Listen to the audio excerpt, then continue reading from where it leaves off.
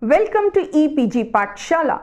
I am Dr. Vibha Sharma, Associate Professor and Head, Department of Public Administration, MCM Devi College, Chandigarh.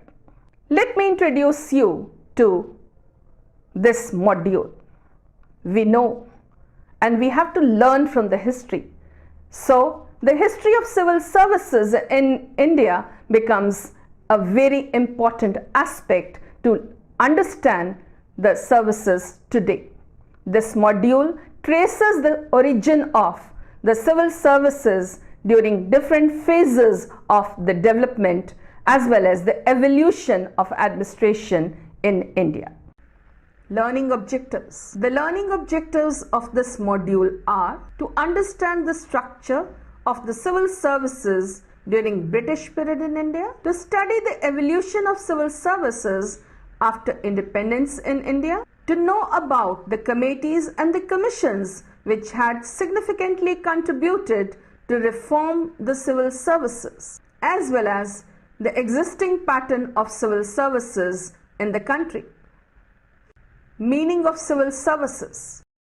Civil service is a body of professional, full-time officials employed to handle the civil affairs of a state in a non-political capacity.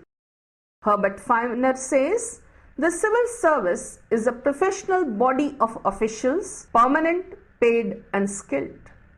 In the words of Ian Gladden, civil service is the name of an important government institution comprising the staff of central administration, the state. It stands for a spirit essential to the success of modern democracy, an ideal vocation in public officials who devote their service to the community. History of civil services in India. A remarkable feature of the administrative system in federally governed India is the deliberate retention of all India services, the personnel of which are interchangeable between the center and the state governments. India has the tradition of the civil services since ancient times. Kautilya in his book Arthashastra has mentioned three categories of government employees: officer, yukta, clerk, upyukta, and servant, tatpurusham. The Mansabdari system was developed during the Mughal administration, which combined civil and military bureaucracy. Civil services during the British period. The history of civil services during the British period can be discussed as per the following headings: Charter Act of 1853, Macaulay Committee, Atchison Commission 1886, Public Service Commission 1912, Government of India Act 1919, Lee Commission 1923, and Government of India Act 1935. Charter Act of 1853. Provision for open competition was made by the Charter Act of 1853. The old powers, rights and privileges of the Court of Directors to nominate candidates for admission to Haileybury were to come to a close in regard to all vacancies which occurred on or after April 30, 1854. The Act provided for appointment of members of the covenanted civil services on the basis of suitable competitive examination which was to be held in London, and thus get rid of the patronage system. Macaulay Committee. The President of the Board of Control, Sir Charles Wood, appointed a 5-member committee headed by Lord Macaulay to advise on the measures to be adopted to give effect to the Act of 1853. The committee, popularly known as the Committee on Indian Civil Service, laid down certain age limits for the admission to the College of Haileybury. The first examination under the Board of Control was held in 1855 at London on the basis of the recommendations. Atchison Commission 1886. The commission was appointed in 1886 and was headed by Sir Charles Atchison.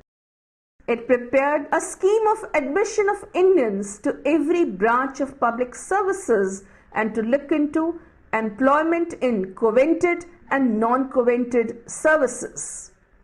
Public Service Commission 1912. The question of Indianization was examined by a Public Service Commission in 1912 under the chairmanship of Lord Islington, Governor of New Zealand. It observed that Indian constituted only 5% of the civil service.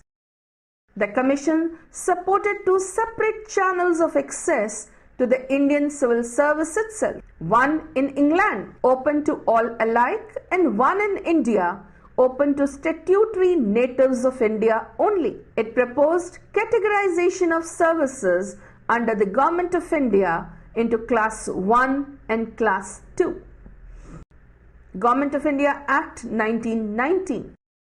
This act recommended a threefold classification of services into all India's provincial and subordinate services. All the imperial services functioning in the province, whether in the reserved or transferred departments, were designated as the All India Services. Special safeguards were guaranteed to the members of All India Services in regard to dismissal, salaries, pensions and other rights. In 1922, the first competitive examination was held under the supervision of Civil Service Commission. The Indian candidates selected on the basis of results were put on probation for 2 years at an English university. Lee Commission 1923.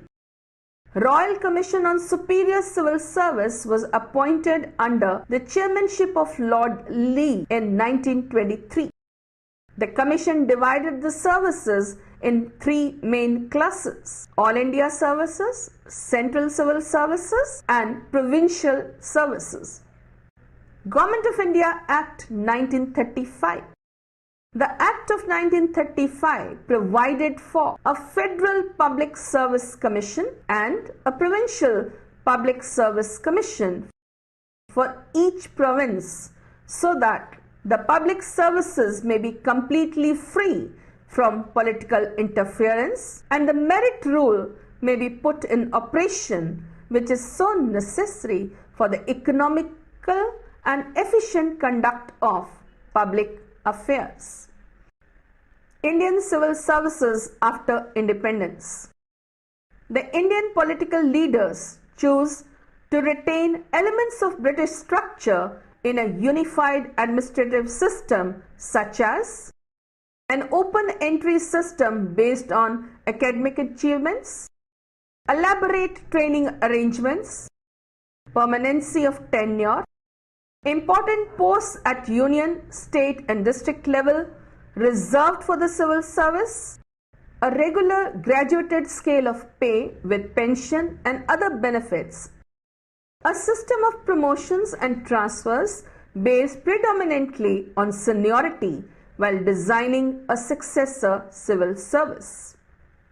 The civil services in India can be grouped into 3 broad categories. Services whose members serve both the union and the state governments are termed as All India Services. Services whose members serve only the union government are termed as Central Civil Services. Apart from these, the state governments have their own group of services, State Civil Services. The posts in the union and the state governments are hierarchically arranged into 4 groups: Group A, B, C and D. Vallabhbhai Patel, who was the then Home Minister, was the principal advocate of this institution. The steel frame of the whole structure, a sobriquet of the All India Service, endeared itself to the Iron Man of India. He is also known as the father of civil services in India. Now this slide shows the classification of civil services in India. The first one, All India Service. Examples are IAS, IPS, Indian Forest Service. The second one, Central Civil Service, Group A and B and Group C and D. And the third one is State Civil Services, in which the individual states have their own services. The key objectives of the government in creating All India Services are preserving national unity and integrity and uniform standards of administration, neutrality and objectivity, non-political, secular and non-sectarian outlook, competence, efficiency and professionalism, and entry by attracting the best and the brightest throughout the career, besides integrity and idealism. Civil service after independence will discuss the recruitment, training, domain expertise, grading reforms, efficiency, accountability, performance appraisal, and management of civil servants in the following slides. Recruitment. A.D. Gorwala Committee recommended that recruitment to all the grades of the government service should be conducted in a manner which eradicates scope for patronage, and suggested that this principle should also apply to the temporary staff. Dr. Ramaswamy Mudaliar Committee Report 1956 on Public Services Qualifications for Recruitment recommended that a university degree should be the minimum qualification for recruitment into the higher civil services, whereas for secretarial and ministerial services, a university degree need not be insisted upon. The Krishnachari Committee Report on Indian and State Administrative Services and Problems of District Administration by V.T. Krishnamachari 1962 analyzed the recruitments to Class 1 and Class 2 services in the state governments and recommended that recruitments should be made annually. The first Administrative Reforms Commission urged the importance of proper personnel planning and cadre management. It recommended that direct recruitment to Class 2 posts of section officers should be stopped, and these posts may be filled by promotion of assistants. It also recommended that recruitment to clerical and other secretarial posts should be conducted through simple objective tests. The Commission advised constitution of recruitment boards for appointment to Class 3 and Class 4 employees. The D.S. Kothari Committee Report on Recruitment Policy and Selection Methods 1976 advocated a major change in the examination system. They advised a two-stage examination process, a preliminary examination followed by a main examination. This committee also suggested changes in the training pattern of the civil services. The Fifth Central Pay Commission supported that employment on contract basis should be encouraged and the government employees should have the right to retain their lien for 2 years in case they wish to migrate to the private sector. The Civil Service Examination Review Committee 2001. It was chaired by Professor Yoginder K. Alag, which proposed major changes in the structure of the examination system for recruitment to the civil services. It advocated testing the candidates in a common subject rather than on optional subjects.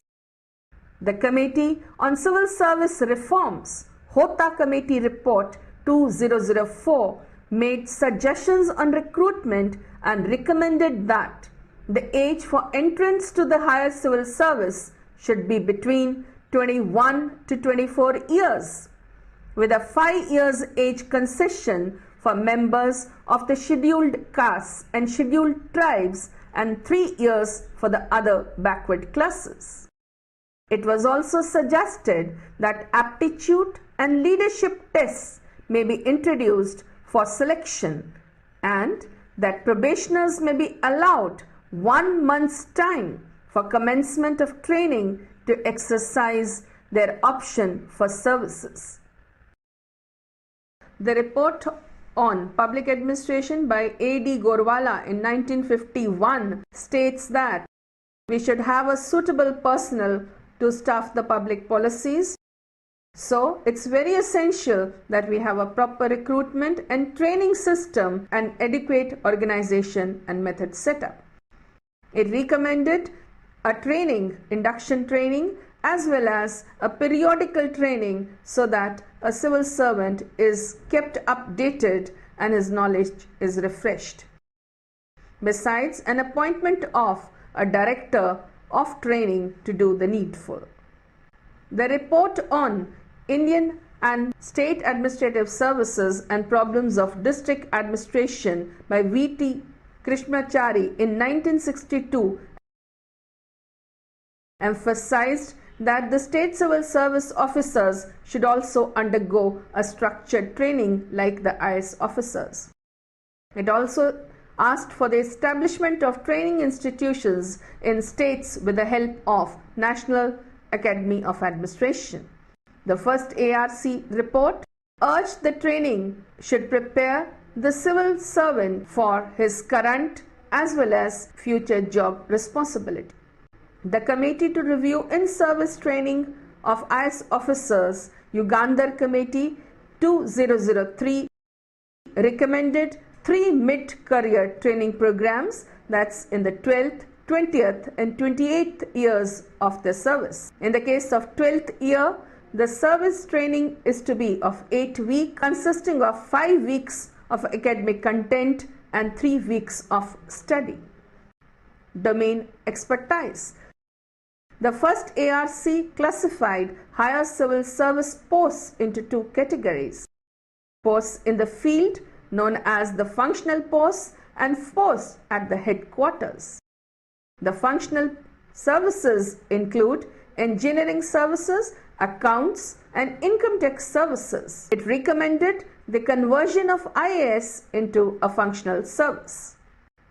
The Surendranath Committee report in 2003 suggested that assigning particular domains to the officers should be the key step in their selection. The Hota Committee on Civil Service Reforms in 2004 suggested that domain assignment should be introduced to the civil servants to make them skillful and professional. It also suggested the empanelment and posting of official domain assignment and competitive selection as per their skills. Grading reforms.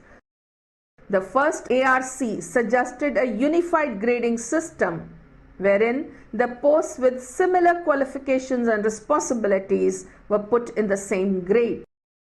It also asked for the principle of equal pay for equal work for the entire country at all the levels.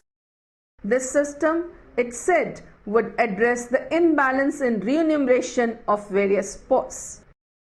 The Commission also recommended that the number of grades should range between 20 to 25. Efficiency. There has been a succession of committees that were asked to recommend measures to increase the efficiency of the civil servants. The Secretariat Reorganization Committee in 1947 examined the functions of existing departments of the Government of India and made recommendations to increase their efficiency. In 1945, the Gopalaswamy Iyengar Committee recommended restructuring of Central Secretariat, identifying a department with a secretary's charge and ministry with a minister's charge, abolition of separate grades of additional secretary, grouping of departments dealing with economic and social services into 4 bureaus, as well as creating an O&M machinery. A.D. Gorawala, in his reports to the Planning Commission, suggested there should be a greater understanding between the ministers and the civil servants.